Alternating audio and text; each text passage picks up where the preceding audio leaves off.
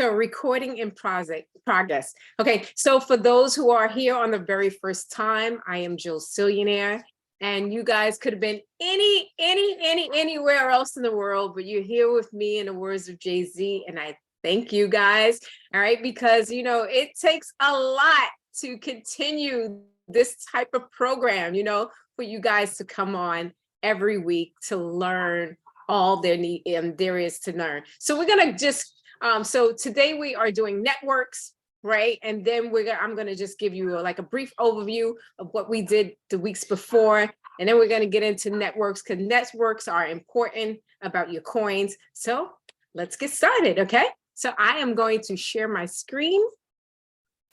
And we're gonna get, oops, look, I got a whole bunch of stuff on here. We're just gonna get started. I'm gonna just share this.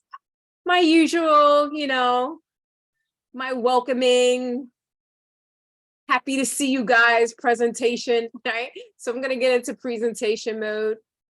If my computer cooperates, you know, it's one of those days, maybe my computer is on holiday as well, right? So here we go. Come on, how dare you? Okay, let me just, oh my gosh, I gotta reload it, guys. I'm sorry.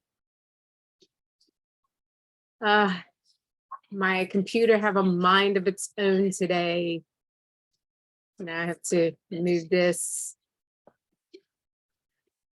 Hopefully it's on the right one. Okay, let's see. Nope, it's not. We'll get to the right presentation. I had to reload it, guys.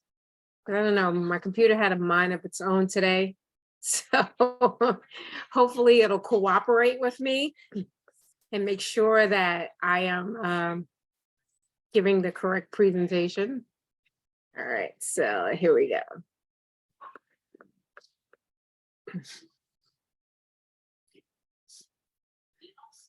It's been really slow today. Oh my. Okay. I think we're here. Yep, we're here. Okay. Now I'm going to get into presentation mode. Oh gosh. Hopefully it is going to act right now. Come on. There we go. All right. Perfect. Oh, perfect. Okay, so welcome to Digital Currency 101. We're just going to have a brief overview just to remind everybody. Welcome. I am, you know, Jill, Cillionaire Café. Thanks for signing up. And, you know, it's not too late for people to continue to sign on because eventually I am going to load all these videos onto the platform of YouTube so everyone can see exactly like the whole presentation, okay? All right, so guys, I gotta make some people happy, right? Gotta do this alleged financial, all this good stuff. So this is not financial advice. This is for informational and educational purposes only. This content may contain personal views and alleged information. So also, guys, we respect lineage on this platform. So when it comes to any investment opportunities outside of this platform, you go back to the person who invited you to this class for guidance. And if no one invited you, you can contact me. This is a safe zone. We call this the educational safe zone. There is no selling, no soliciting, and no cross recruiting. So this is a place of learning. We are not doing any type of recruiting, any type of selling or soliciting, okay? All right, so guys, this was the agenda. We have already completed the first column and the first three in the second column. Today, we are talking about networks. And if you see right there, it is being circled. All right, so let's just go over the summary. Week one, these are the things that we have learned. And I just wanted to refresh your memory so you can stay on course on what we are talking about, right? So we talked about the evolution of money and how we got to this point from the Nixon shock that caused the domino effect of why we have all these different market crashes and inflation and, you know, all these different things that's going on. And that led to the crashes and events of banks printing their own money at their leisure and poor management of banks and crypto. And then the government and the banks are, you know, bailing out the people who are doing poor management, which is our banks, which is so ironic because they tell us to budget and tell us to do things that we can save and do this and do that. And they do none of that, right? So that also led into this, the subprime mortgage market crash. That's when all the banks again started printing all this money, got into a big jam, and then the government bailed them out. But they tell us, hey, you should do this and you do that. And because you're, you know, you're in your financial situation because of this or that. So there were things that led out of that, which was the Occupy Wall Street, which were people who got very, very fed up of, you know, the government bailing out these banks and they're doing poor management and putting the debt on, you know, the average person.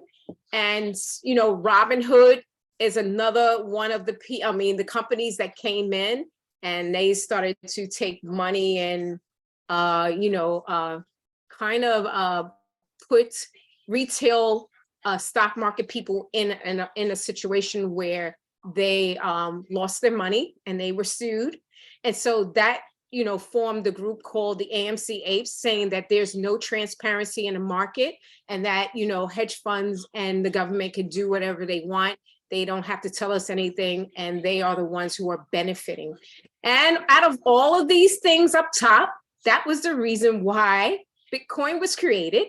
And Bitcoin was created for those reasons because, you know, people were so fed up. So Satoshi Nakamoto, Satoshi Nakamoto, I'm sorry, I pronounced that wrong.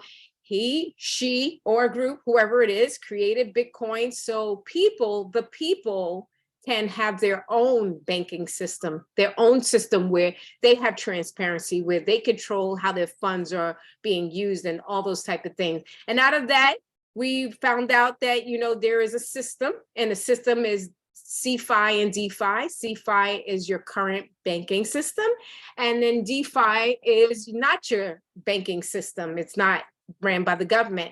So Bitcoin was created, which is a software, and then it became CeFi and DeFi. And then we always have to one up one. So Ethereum came along and said, hey, we're not only going to have a banking software, but we're also going to have a documentation software. So out of all of that, the birth of cryptocurrency came along, right? And so then in week 2, we started to find out what was the difference between coins and tokens and NFTs, but they're all digital assets. Coins are digital assets that run on their own network, and they can be volatile. That means that they can go up and down and have 20% or more swings. Tokens do not have their own network, and they usually go on top of another network, but they also have to build equity capital in order to fund their token, right? And they also can be volatile, and you can use them for the same things you use coins for, which is, you know, goods and services, payments, you know, investments, all that type of stuff. So then we have tokens, and there is a such thing as a stable coin, which is a token. And those are usually backed by your local fiat currency, or in US is, you know, US dollar. And those are not as volatile. They stay in the same range. So because we have Ethereum, and Ethereum started putting documents on their network, they came up with NFTs, which originally started out as artwork, but then it evolved into documents, mortgage deeds, you know, government documents. It's soon to be like IDs and all types of different things. So, and they are recorded on the network. And the reason why they're called non-fungible is because they can't be broken up into pieces and it can't be altered, but Tokens and coins are fungible, meaning they can be broken up into smaller pieces, right? So that's what you have for week 2. And then week 3, we talked about wallets, because when we have coins and tokens, we have to have somewhere to put them, right? And we talked about hot wallets, warm wallets, cold wallets, and what they are. Hot wallets are CFI, meaning that they have to, they're able to be ran by the government or overseen by the government. And warm wallets and cold wallets are more DeFi, meaning that they're non-government regulated. Okay. And so I came up with this because a couple of people were a little bit confused about what warm wallets were. So I actually came up with this graph to show you the difference. So in wallets, there are 2 different elements. There is safety, which is the security level of the wallet. And then there is a CFI DeFi part, right? So if you see the first level, the first wallet is a hot wallet. That is the lowest security because it is connected to apps. It's connected to mobile devices, computers, and these are things that people can get access to, right? So that's the reason why it's the lowest and that you use it a lot more often, right? And because of the combination between their safety and DeFi, that they're connected to the government, that's why they're so hot, because they have 2 very security levels that are like the lowest. Then you have the warm wallet, right? And they're medium. And the reason why they're medium, because they are also connected to apps, mobile devices, and computers. And these are things that people can have access to. However, they are not regulated by the government. So that's why they're warm, because they're kind of in between hot and cold, and you'll see why. So cold is the highest one, and it's a hardware device and have limited access. It's usually limited to the person who owns it, right? So it's not that accessible to apps, mobile devices, and computers unless you connect it to it, right? I have an open mic somewhere. Give me a moment. Let me close that mic. Someone. All right, got you right here. Let's see. Where is it? Okay. All right. So I'm trying to close the mic. Sorry, guys. Someone have an open mic. I just need to close it. Okay. All right. So, and sorry. So the reason why the warm is in the middle is because it have the safety of a hot wallet, but it didn't have the DeFi of a cold wallet. And you guys, I mean, at any time, feel free to take a screenshot so you can remember some of these things. And I hope that cleared it up for a couple of people, because last week when I kept, joining it together, it made it seem a little bit complicated for some people. And I'm glad to clear it up, because, and guys, let me know when there are things that need to be clarified. I have no problem with trying to explain it to you in a different manner until we can get it, okay? So I wanted to go over this because of that. And then the next thing I wanted to go over was the difference of wallets. Some people didn't understand what the web wallet was, the mobile one, and the desktop one, right? What was the difference? So the web one, the web one is the one that you go through an exchange. Like, there are exchanges. There are wallets that just are owned by a company, and then there are wallets that are owned by exchanges. Binance is an exchange. So if you sign up for an account on Binance, it's on the web, right? And the only way you can access that is through going to Binance website, and then you are able to sign in, right? All right, so mobile wallets are apps. When you put an app on your phone, you go through that app on your phone, okay?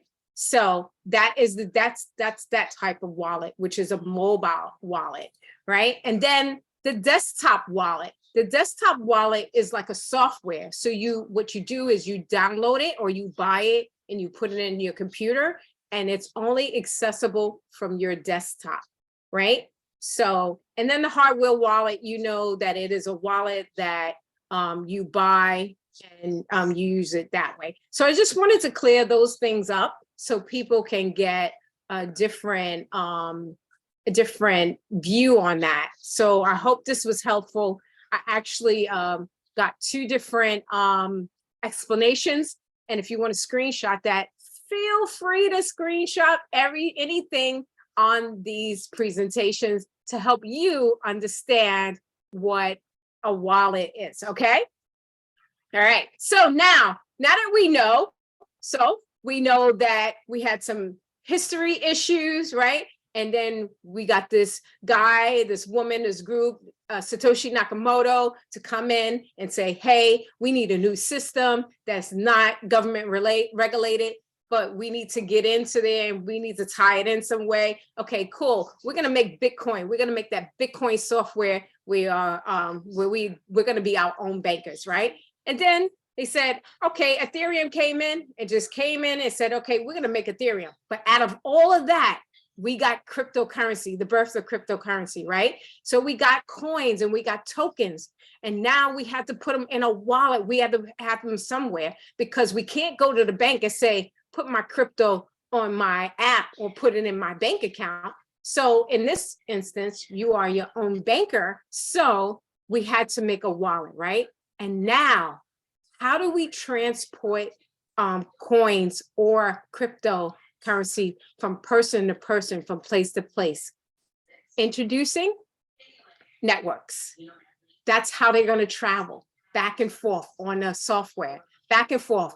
We have to have networks, right? So networks is a blockchain network, is a technical infrastructure that allows applications to access ledgers and smart contracts, yada, yada, yada. Basically, I wanted to give you guys the definition. However, basically this is the way you're going to be sending your information back and forth, which is your coins and your tokens or your NFTs, which are your documents.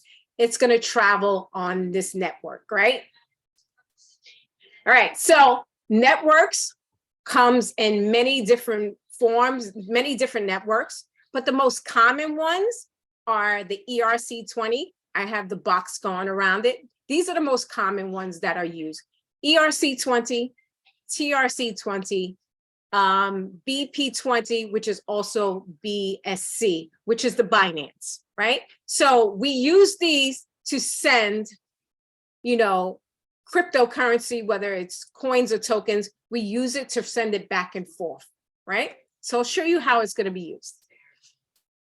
All right, so think of networks like a train, a bus, Cash App, Zelle.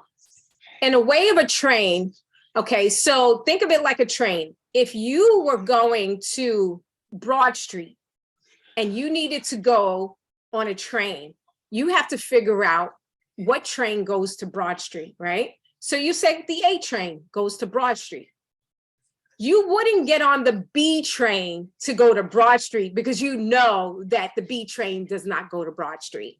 So you'll see a little bit how this connects to networks. So same thing like the bus. This bus is going to Harrison Avenue. You wouldn't get on a bus that says Main Street if you are going to Harrison Avenue, right? So just keep that in mind when you're watching this, because it's going to connect to that. And then think of this like networks like Cash App. If you wanted to send someone some money, the first thing you say to them is, do you have Cash App? Do you have Zelle? Do you have PayPal? Or whatever the other ones are. You wouldn't send someone who have Cash App, you wouldn't send them a Zelle, because guess what? It would never get there, right? So just keep in mind, that's how networks work. These are the same type of concepts. It's just named different. It's named ERC20, TRC20, BSC, and BP20. That's the only difference. Think of it like a Zelle, a PayPal, a Cash App. You're going to send someone something. You need to know, right?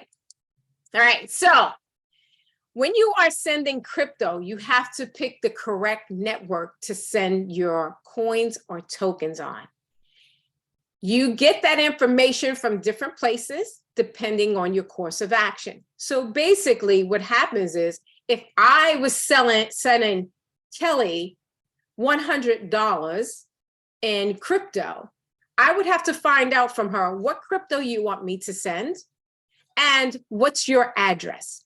And then she would give me that information and I would send her it. So if she said, I want $100 in Bitcoin and this is my address, that's the way I have to send it. And I have to send it on the network that she accepts. And then I say to her, okay, you want Bitcoin and you want me to send it. Which network do you want me to send it on? And she could say ERC20, because whatever her wallet accepts and whatever my wallet can give, we have to send it on the same network. Okay. All right. So let's move on. So Crypto Story Time by Jill Cillionaire. This is the way I am going to explain to you how to use the networks in different ways. Okay. All right. So Jill wants to get into the crypto space. After research, what is crypto and the difference between coins and tokens and the different wallets, she decided to get a hot wallet, right? So remember, we need a hot wallet to get into the crypto space because the hot wallet is our connection between our CeFi, which is our regular banking system, and our DeFi, which is the crypto space, right? So it's that middleman. That hot wallet is actually that middleman to get us, to bridge us from, government regulated banks to our crypto system, right? All right, so she went on her phone. Jill went on her phone. She downloaded crypto.com app because she wants a mobile wallet. So she's gonna put crypto.com on her phone. So she followed the instructions of the KYC process because remember, hot wallets are government regulated. So you have to do a KYC, meaning know your own customer. And you have to put in your information, your address, your social security number. You may have to take a picture of your ID and you have to answer, where do you live? What's your phone number? And sometimes they even ask you credit questions like, did you own a BMW in 1920 or something like that, right? So usually the same way they do credit, they do the KYC process on your hot wallets, right? And because she understands that hot wallets are basically the bridge between, and then, the crypto and banking, and it's government regulated, she has to follow the rules and the regulations against AML, which is the anti-money laundering laws. So basically, that's one of the reasons why they have you do a KYC. So she downloaded it and got her crypto.com app, which is her hot wallet. All right, so now she gets her hot wallet and she asks herself, what do you want to do? Now, what do you want to do? You got this wallet. What do you want to do? So she decided to do a number of things, and in this order, and you don't have to do this in this order, but she's only doing this in this order because that's what she wanted to do. So she wanted to invest into the crypto company named Cashflow NFT. She wants to send her sister Jen some crypto, and she wants to buy a pair of Balenciaga, and I spelled that wrong, but. It's Balenciaga. So I spelled that wrong. Okay. So just know that I noticed that error.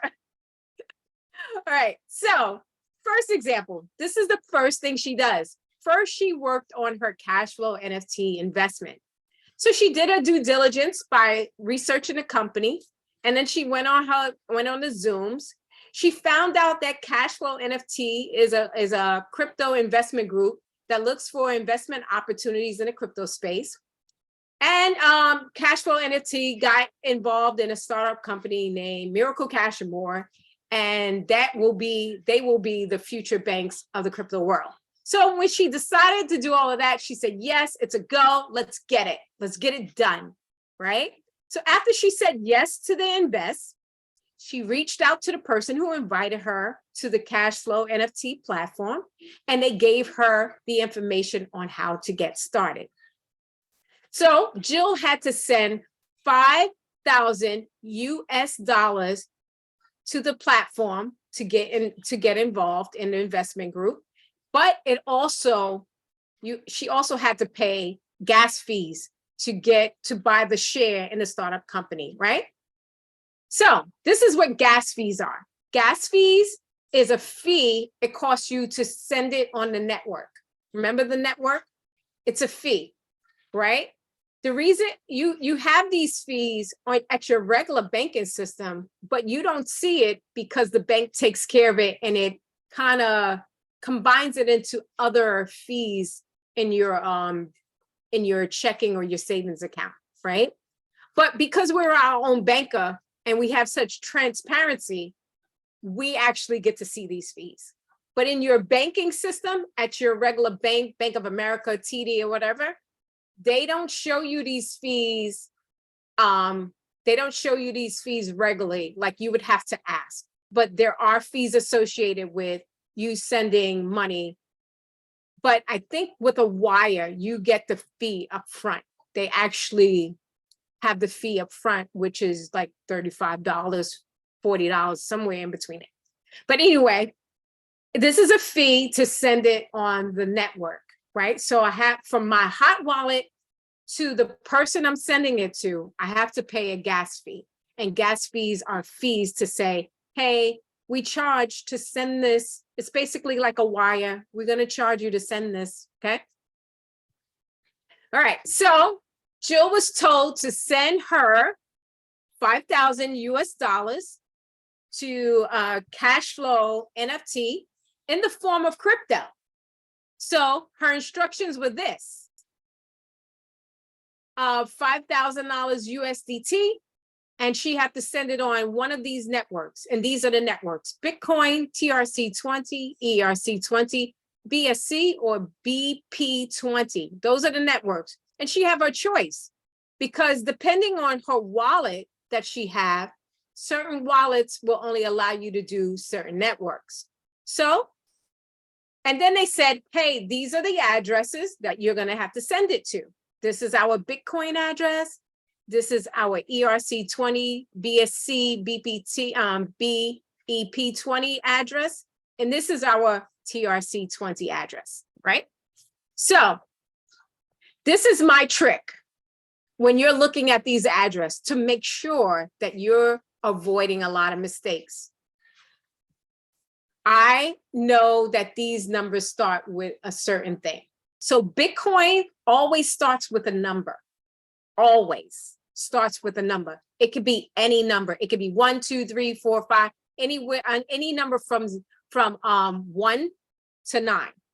It starts with a number, right? The ERC20 and the BSC, all of these right here in the middle, they always start with a 0x.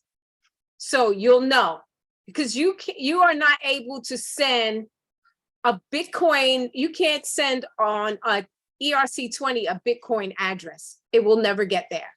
Okay, it will never get there.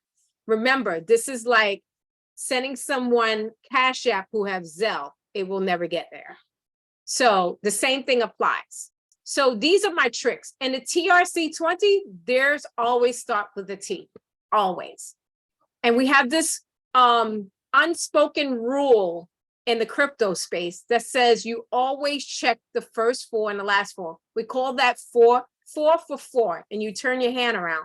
4 for 4. You check the first 4 and the last 4, because these addresses are so long that you can't memorize all of the letters and numbers. And they go from caps to small case and different things, right? So you always check the first 4 and the last 4.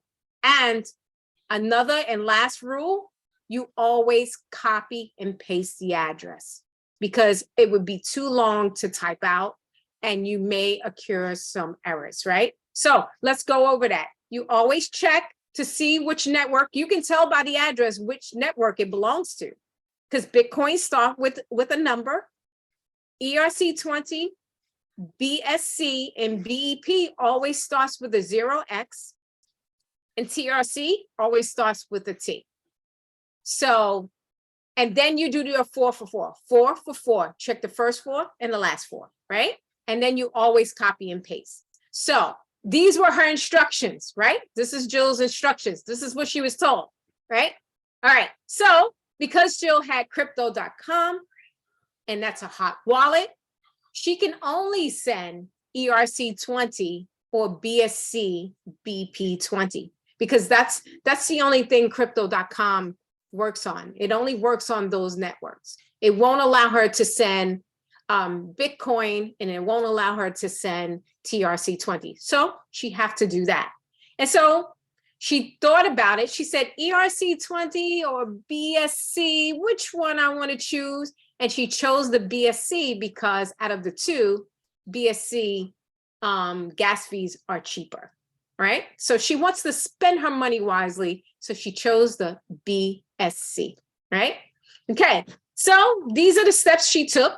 She added 5,200 because remember, it was 5,000 US dollars plus gas fees. And she wasn't aware of what the gas fees were going to be. So she added 5,200 US dollars onto her crypto.com wallet. And how she did that was she actually had her bank linked up to crypto.com. And anytime she wants to put money on there, all she have to do is click her account that's attached to her crypto.com. Then she exchanged her US dollars to USDT. So she went in there and she said, okay, I have this money. I want to exchange it over to USDT. And then she bought USDT. And then she decided that she was going to use the BSC network because remember, that was the cheapest out of the two, right? And then she input the address for cash flow right into her app in her crypto.com.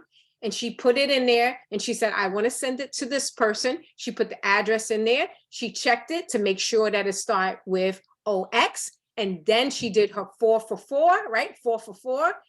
And she pasted and copied it and voila, there she go. The whole transaction cost $5,046, right? And so that transaction was completed. And that's how she got into her investment with Cashflow NFT, right? So that was one example. So just showing you how you can use your crypto to do an investment in the crypto space, right? So number 2, and then using the network. So example 2, she owes her sister 100 US dollars.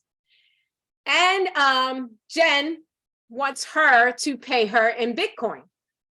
So she went to her, it shouldn't have been crypto.com. It should have been my other wallet. I'm sorry, guys. She goes to her other hot wallet, which is I'll substitute, okay? So I'll substitute. She goes to her other hot wallet, which is a hot wallet. It's called Coinbase. No, Coinbase is Ethereum. CoinZoom.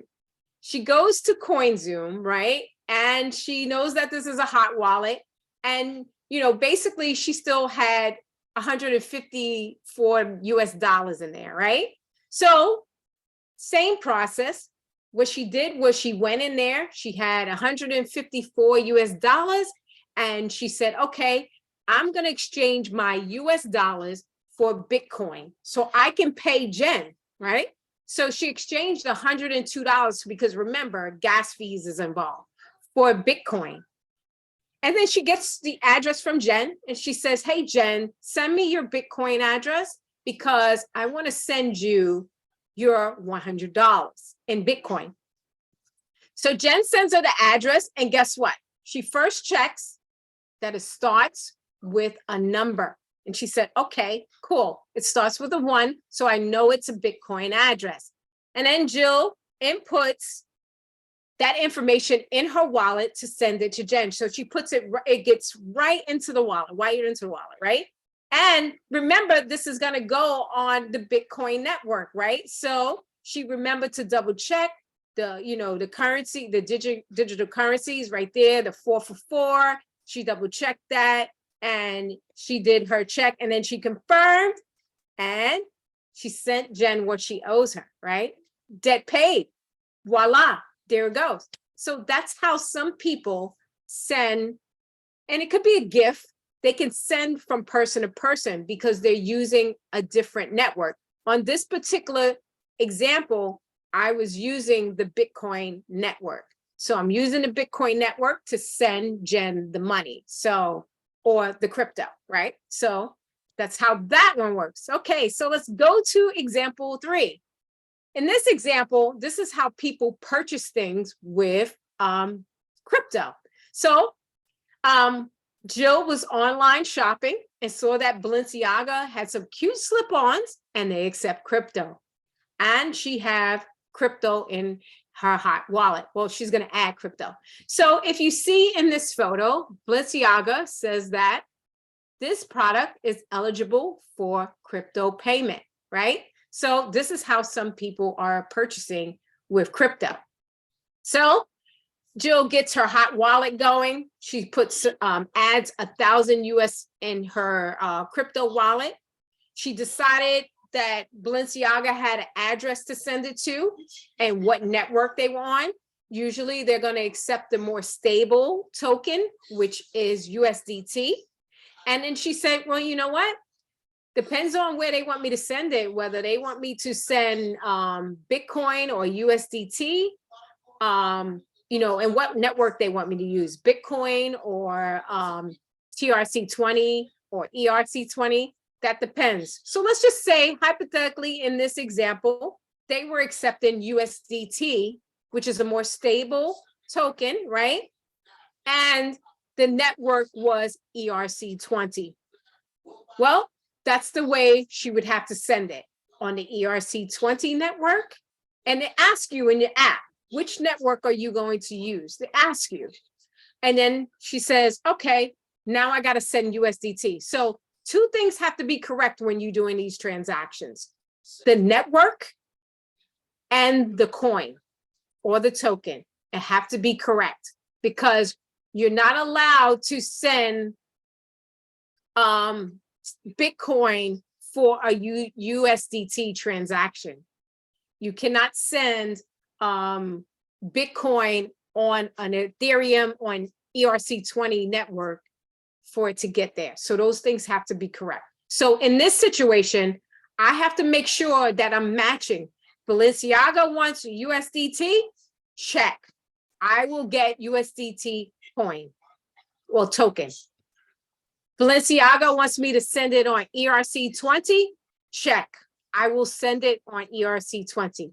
And that's the real basic mistake most people make, is that they're not matching what the person is requesting, right?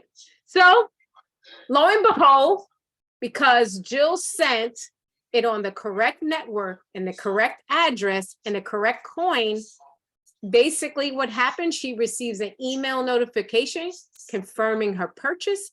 5 days later, package is delivered. Everyone's happy. Balenciaga got their they got their crypto and Jill got her merchandise. Okay. All right. So quiz time, guys. Let's do some quizzing. I'm quite sure you probably understand this by now, right? So we're going to do a true or false. And you can just yell it out and then we'll see what the answers are going to be, right? So ERC20 starts with a T. True or false? True or false? I don't hear anyone. True or false? False. False, right. There we have it. It is false because it starts with the OX, right? All right. TRC20 starts with a number. True or false? Correct. Because remember, the clue is the T in the front. It starts with a T, okay? Bitcoin starts with a number. True or false? True. True. Yes. Bitcoin Okay. always starts with a number, always from 1 to 9. Be very mindful that it does not start with a 0 because ERC20 starts with a 0. Okay. All right. Networks are like Cash App, Zelle, trains, and buses. True or false? True. True. Oh, yes. You guys are amazing. All right. So 5. Networks is a system that crypto coins and tokens travel on from person to person or business to business. True or false? True. Oh, yes, guys. Amazing. And those are the answers. Yep. Number 1, false, because ERC20 starts with a OX. Well, 0X, not O. 2, false, because TRC20 starts with a T. 3 is true because it starts with a number, right? And then 4, true. Networks are like Cash App, Zelle, and so on and so forth. 5, true. Networks is a system that crypto coins, tokens travel on. So this is the way you're sending funds back and forth to people, whether it is for investments, for you paying someone, or you buying goods and services, or you're just holding on to it. You can actually buy those coins and put it in a wallet and hold it for investments. That was another thing. All right, so let's get into Q&A, guys. Q&A. Guys, do you have any questions? I think networks are pretty straightforward. And I hope that this is starting to make connections. Like now it's starting to connect the dots, basically, right? How we get from this point to this point to this point, and it's starting to make sense. So you guys should be able to go in and decide, if you don't already have one, you should be able to decide, okay, I want to get into crypto space. I got to get a hot wallet first, and then I can start to buy coins, transfer coins, and I know it got to travel on a network, and it's working like Zelle and like a bus, right? So that should give you some clues. And I hope I cleared up a lot of what I did last week, because for the simple fact that last week, I think that some of those things were a little bit confusing, right? It was a little bit confusing. Some people had, I'm just taking attendance right now. Some people had trouble with understanding the warm wallet, and I hope that I cleared that up a lot. So Jen is on the line, and Jen is my co-host for today. I want to thank her for coming on. Do we have any questions in the chat? No, but we do have, I asked everybody to post how they found out about your amazing class. And it appeared Dina is such an instrumental person. Everybody's putting Dina Howard, I think it is. Oh, Dina, thank you so much. Yes, please post how you found out about the class. This helps Jill use her networks and other information to get other people to come. That's why I asked everybody to post it in the chat. Yeah. I want to personally thank Dina. Oh my God, she is one of my superheroes out there, spreading the word about the class. And I don't know if you guys know this, but Dina actually rearranged her schedule to get onto this class to make sure that people are getting the best knowledge ever. Thank you, Dina. I appreciate you. And also, I have 2 other co-hosts out there, and I think one of them is not on. Katrina may not be on today, but guess what? I thank her as well, because Katrina is out there pounding the pavement, making sure that people just like Dina get on this call and get this valuable educational information, which is more than valued at $2,500 or more that people are charging. And, you know, this is here for free because not just Jen, Dina, Katrina, and Michelle, Michelle is another person who's out there the pavement. She's another one of my co-hosts. We're not out there just going out there to get you guys on to, sell you anything. We just want to make sure that you guys are getting the information. And as I said before, this is valued at, 2,500 or more, but it is free here because we are concerned about the people that we love and that we're in communication with, that they're not getting the knowledge that is needed, right? So I just want to Jill, thank all Jill, of you, like, and somebody wanted to know how to estimate the gas fees. okay, gas fees will be estimated according to your transaction. They will say it in there. Once you put it in there, before you confirm the transaction, they'll let you know what the gas fees are. And usually they're about, if you're sending like a couple of bucks, like I'm trying to think, Michelle, let me get Michelle on. Michelle, can you, I think when we did a $5,000 Yes. transaction, Michelle, it was like 20 something dollars, $10 or something like that. It was like 20 something dollars. Something I dollars, guess. right? Yes, 20 something dollars. That's why I was raising my hand about the gas fees with Maria's question. Okay. Right. Okay, thanks for that. So yeah, so usually when we do smaller transactions, I can tell you it's like sometimes like 46 cents or, it's very well below what you pay for a wire. Because if you had a wire, right, you could be sending like $30. They're still going to charge you anywhere from $30 to $45. But in this instance, they kind of weigh it during, I'll tell you this, the key thing is time. When, if they are using that network a lot and it's a lot of traffic, they call it traffic when a lot of people are using it. If it's a lot of traffic going on, you're going to probably pay higher fees. If you are doing it at a downtime, think of it like Uber. For those who take Uber, if you take Uber in the prime time of the day, the fees are higher, right? So it's the same way with the gas fees. They are higher. But if you take it on an off-peak time, then the fees are lower. And it's the same way. So if you are sending stuff and you don't need to do it right away, maybe you want to do it on off-peak times when it's, when it's low traffic and the fees are lower.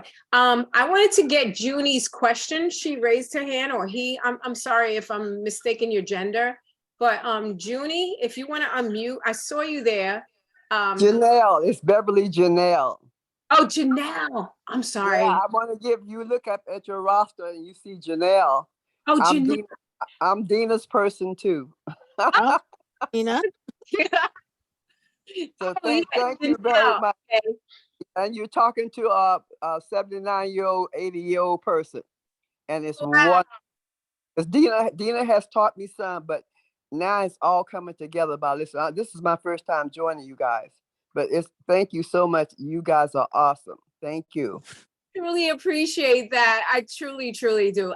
Janelle, I really love doing this because I just feel like people, no matter what the culture is, your ethnic group or whatever, I just think that this information is limited to the public because, there's a struggle going on. There's a severe struggle going on with the government, the banks, and crypto because nobody wants to change. And we know how change works, right?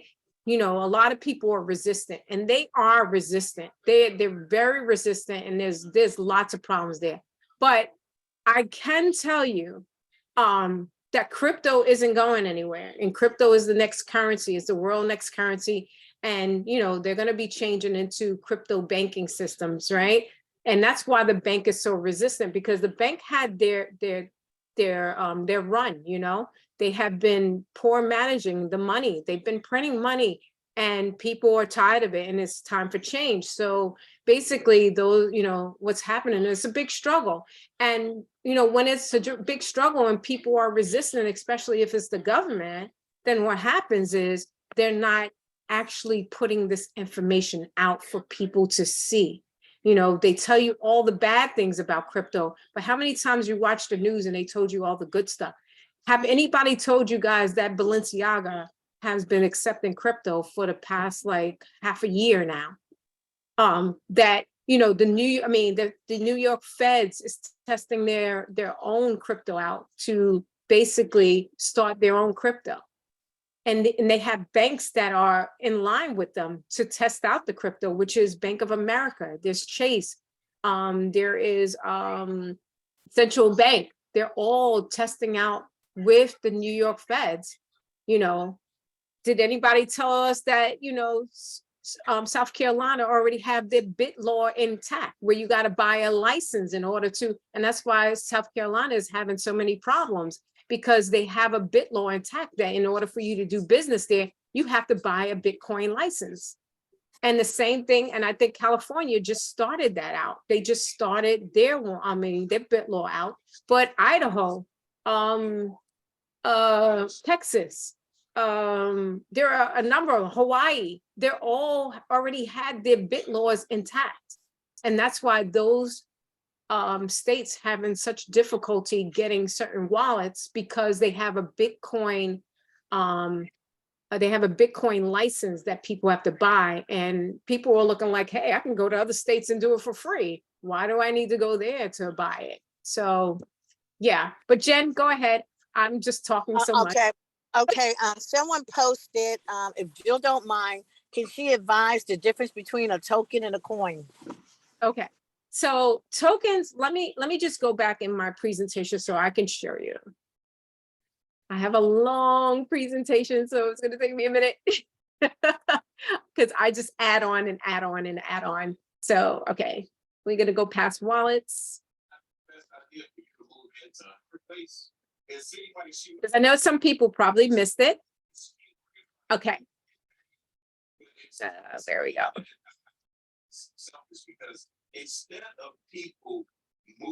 Okay. Oops, did I go past it? Okay. Here we go. We're getting to it. Don't worry. Don't worry. Don't worry. I went through a whole history of this. Oops, wait a minute. Come on. Let me just, okay, let me just do something. Let me just go back. So I have a whole presentation. I just want to show you the difference. Is it this one? Yeah, okay. Okay, here we go. Right here. Okay. That's not going to tell you much. I'm sorry.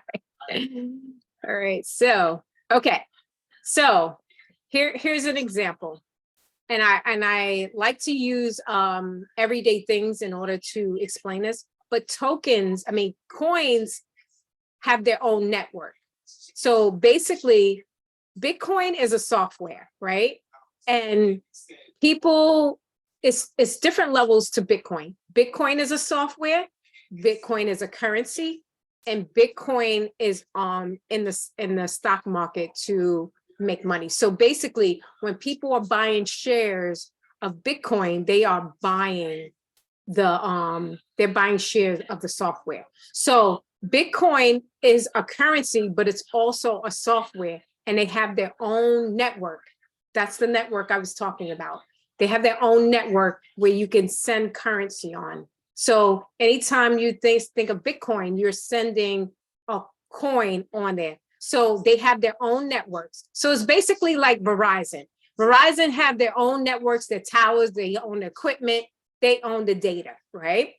But tokens are different, because tokens are created by the person and they don't have their own network. So tokens have to be put on, it have to be sent on Bitcoin and Ethereum and all their networks, right? So basically tokens are like Sprint and T-Mobile. They lease the network. So that's why you pay your gas fees. They lease it. They say, hey, we're gonna make a token. Can we send it on your network? So there are only few coins out there. So let me just show you the coins. Oops, nope, that's not it. There are only few coins out there.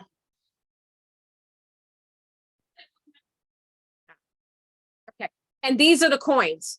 These all have their own networks, like Verizon. Verizon owns the towers, everything. So Bitcoin, Ethereum, BNB, Cardano, all of them own their own network. So that's the difference between a token and a coin. So a coin owns their own network, but they can be very volatile.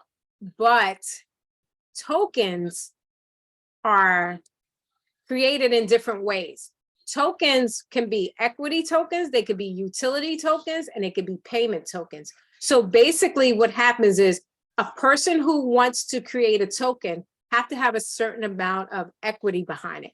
See, coins already have its value. They're never gonna go to zero. Well, I'm not gonna say never, but in this instance, as we know of today, they don't go down in value where they drop to zero. Tokens can. Tokens, because tokens are made by people. You know what I'm saying? They just made by people where they create the token and they say, hey, you know, and not all tokens, we're talking about generally. They say, hey, I want to use this. Tokens are kind of like politicians. They got to raise capital to get into the campaign. That's how tokens are. They have to raise the capital in order to be a token. And once they become a token, they have a minimum of $1 million to back them. And that depends on how many tokens they make. And usually people who create tokens are people who are basically like an equity token, where they are, you know, creating a token to do like a campaign for something. And then some people have a utility token, is which more like a rewards points, like how you have reward points with BJs and stuff like that. And then there are payment tokens, and those payment tokens are more like stable tokens, which are like USDT, which are stable, which are valued at $1, you know, so they're equivalent to $1. So basically, and these are some of the tokens. Binance have their own token. Shiba Inu, you heard of them, Dogecoin, whatever. But Tether and USDT coin, those are stable ones. These are volatile. So that's the difference. Tokens don't have their own network, and they have to lease their network from other people. And tokens are created by people who want to raise capital for business venture, or they want to create a token just to have a token and see how it goes. That's what they did with Doge. They basically created it just to see how it was gonna work out, and it kind of worked out pretty good. But coins have their own network, and they are not created as easily because they have a network. And there are certain coins, right? So I hope that answered your question. That was, man. Please let me know if the person who asked that question, it was answered. I'm gonna stop the share. Thank you. She said Okay. it did. Okay, great. All right, so any other questions? I'm gonna take attendance one more time, because I want to make sure, for those of you who are for the first time, we are taking attendance because I am giving out certificates for you completing the class. Because it was just a great idea offered by my co-host, Jen, who basically said it would be a great incentive for people to get a certificate. So probably next week, I'm gonna ask for people's full names to make sure, because I know some people have their name on here, but they don't have their full name. And I'll do that next week. But thank you guys. Any other questions? I'm gonna stop recording. I should have stopped a long